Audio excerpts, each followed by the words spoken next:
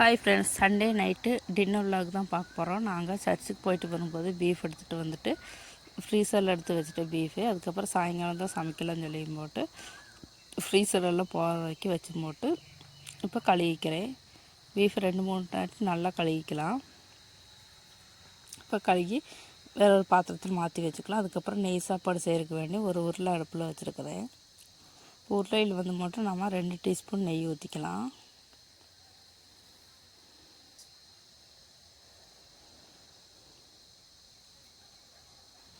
இப்போ 2 டீஸ்பூன் நெய் ஊற்றி வச்சு அதுக்கப்புறம் ஆயில் ஊற்றிக்கலாம். இப்போ இதெல்லாம் நல்லா காஞ்சதுக்கப்புறம் நம்ம ஸ்பைசஸ் எல்லாம் போட்டுக்கலாம். அதுக்கப்புறம் ஆனியன் வெட்டி வச்சுருக்கோம், அதையும் சேர்த்திக்கலாம்.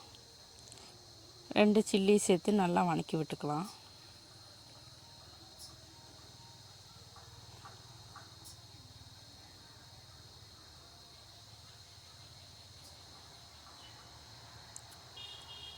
இப்போ உப்பு சேர்த்துக்கிறேன் நல்லா வணங்குறதுக்கு.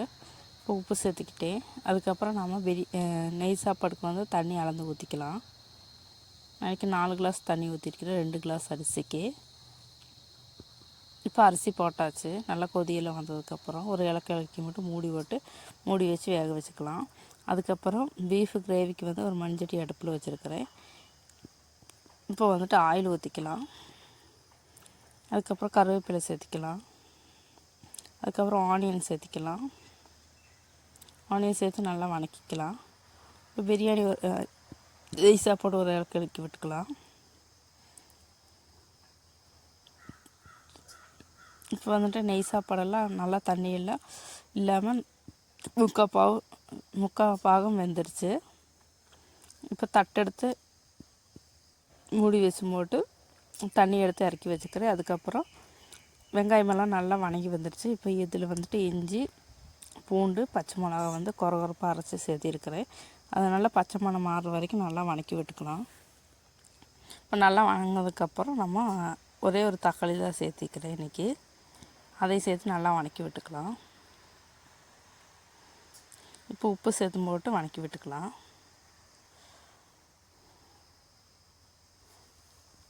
இப்போ மஞ்சப்பொடி, மல்லிப்பொடி, மிளகாப்பொடி, கரம் மசாலா போட்டு நல்லா வதக்கி விட்டுட்டேன். அதுக்கப்புறம் குக்கரில் பீஃப் வேக போட்டிருந்தேன், அதை எடுத்து இதில் கொட்டிக்கலாம். நான் இன்றைக்கி 4 விசில் தான் விட்டுருக்குறேன் பீஃபுக்கு. நல்லா போட்டு நல்லா மசாலா வர வரைக்கும் நல்லா இலக்கி விட்டு ஸ்லிம்மில் வச்சுக்கலாம். அதுக்கப்புறம் நெய் ஊற்றிக்கலாம் குட்டி சீனை சட்டியில். அதில் முந்திரியும் திராட்சையும் சேர்த்திக்கலாம். முந்திரி சேர்த்திக்கிட்டு இப்போ திராட்சை சேர்த்திக்கலாம்.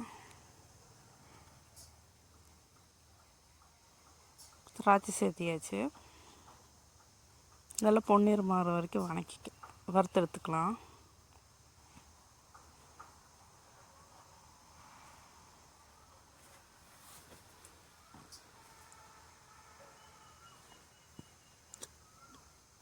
இப்போ இதை எடுத்து நெய் சோறில் கொட்டிடலாம்.